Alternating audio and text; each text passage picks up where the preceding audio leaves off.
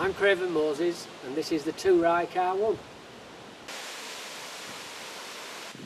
Basically the Rike is the motorbike bolted into the headstock, taking the forks out and bolted in to the back of the frame there.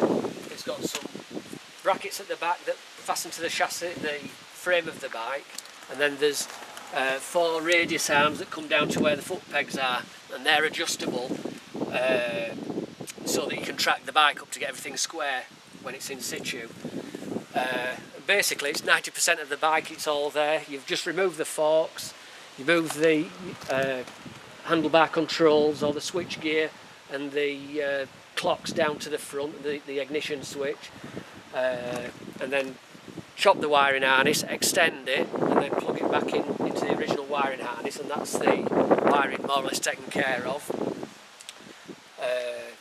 Basically most of the parts come off the bike. It is the bike. The only thing that we've got is a Triumph Spitfire steering rack, and the rest of it is all comes in the kit with the steering column, homemade steering column, all the brackets that you need and the suspension. We use golf hubs now for the production one, and this particular model I use the actual motorbike discs and calipers, but there's a lot of machining gone into making that happen. But if people like the idea of using all the bike, which was one of my ambitions at the beginning, was to use all the bike, being a Yorkshireman and all that, I wanted to use it all up. They are actually interchangeable, so I could make that so that you can have the motorbike discs and calipers if required. It's got the motorbike wing mirrors. We really do use all the bits up. There's only really the headlights that you need to buy in. The seats come with the actual kit. So yeah, it's all there. So basically just some extra lighting. Because of the regulations, we can't just use the motorbike rear lights. We have to have lights that are within 400mm of the outside edge, and you're allowed to put them down, I think it's halfway on the actual body. So I've put these all-in-one units in that basically do all the indicators, stop lights and brake lights. And then what I find really funny is the actual reflectors that we use. They're actually mounted on the front of the back of the rear mudguards. It seems daft that you have your rear reflectors that far forward. And how much is the kit actually going to be for the kit? Is 4,500, and for that you get the frame, the suspension, and all the body panels you see, including the seats. You more or less once you've got the kit, you need the motorbike. Then you've just got some wheels and 3 tyres to buy. There isn't much to buy, to be fair, after you've got it, because the bike, you're using 90% of the bike, which makes it easy to register the actual trike through DVLA on the original registration of the motorbike, because it is still there, you can still see it. So what's your background and how did this car come about? Well, I'm a tool maker. I've got my own little engineering business,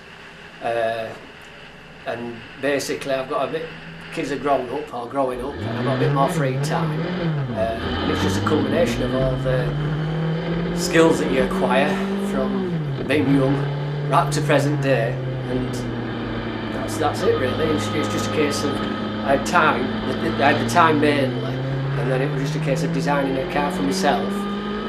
Wasn't sure at the start what it was going to be, but it's just the hill climbing background that I have with a single seat and the Yamaha engine in.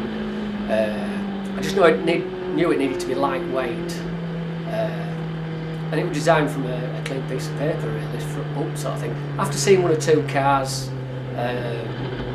in particular one which was a green Kawasaki that had basically had a Caterham type front with a Kawasaki engine motorbike bolted into the back, and that just sort of really got me thinking.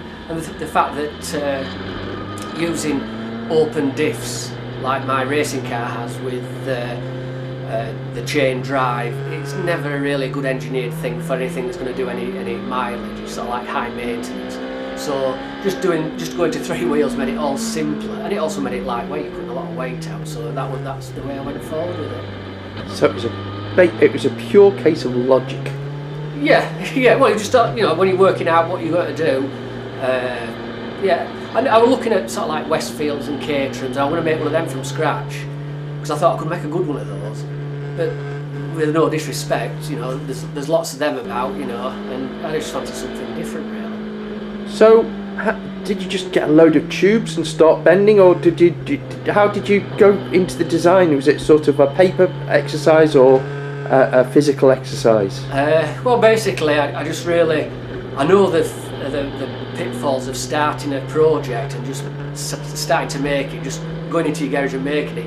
You get one bit that looks right and another bit that looks okay, put them together and it looks a bit of a Frankenstein job. So I knew that whatever I was going to make, I wanted to have a look at it first. And if I was, what I'd really like to do is learn 3D CAD, and you could have made a model of it and you know, it'd have been spot on. You could even take the data off that to actually make the panels.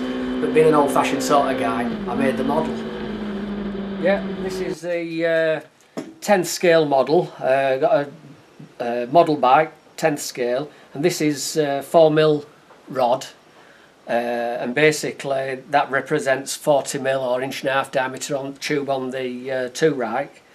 And I just started to make it. I knew that the width, it needed to be 1 metre wide, which is what you get a Caterham, which is enough room for 2 people to sit shoulder to shoulder. I knew the leg length that I needed, so I just came up with this. This is actually the 2nd generation, because the first one I'd like the Caterhams and Westfields do, where they go straight down in a square chassis, and it became evident that there was a bad corner on the chassis that needed to be removed to get me sort of like stylish, rakish body, if you like. So on the next model, I cut the corners and bent it in just to get the shape that I was after. And this way I managed to work out all the triangles that I needed and get it as strong as I could with the minimum amount of materials.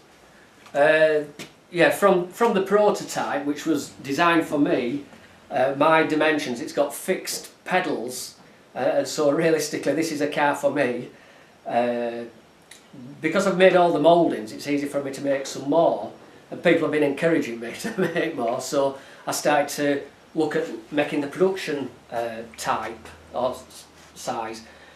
Basically the prototype used wooden block board as a base with pieces of wood to hold the tubes while I welded it all together, which is good and accurate, but wouldn't last 2 minutes if you're going into production.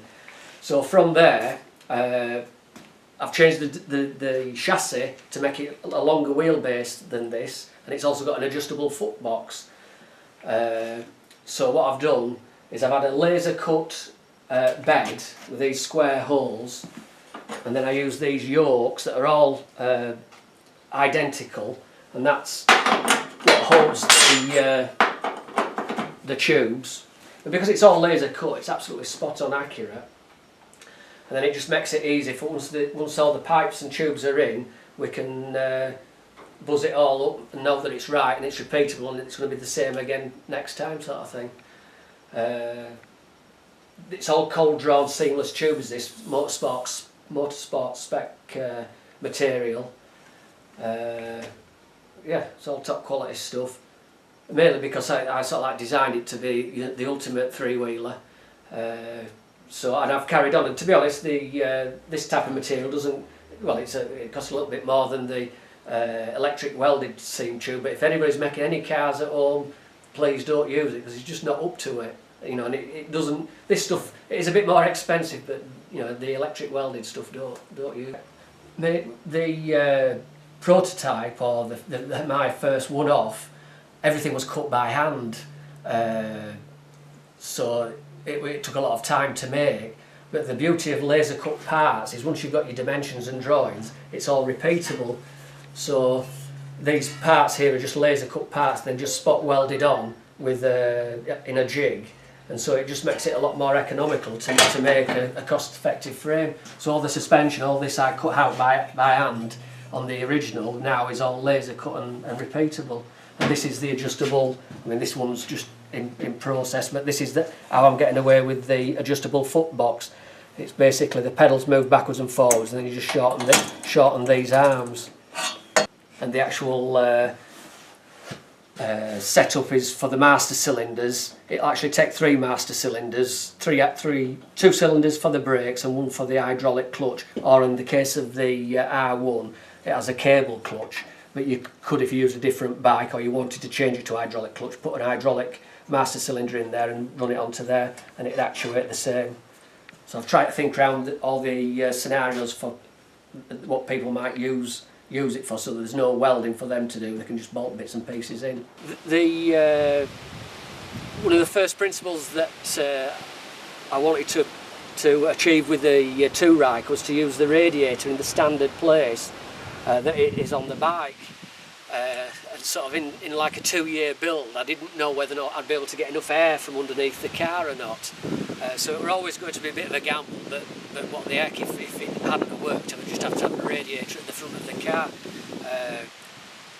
The thing with moving radiators to the front of a car and the pipes that are there, you've got a lot of weight in the actual pipes when they're full of water, plus you inevitably end up with airlocks, which can be a bit of a nightmare to bleed. So by leaving the radiator in the same place, it meant that all the hoses were standard bike hoses, there's nothing to change.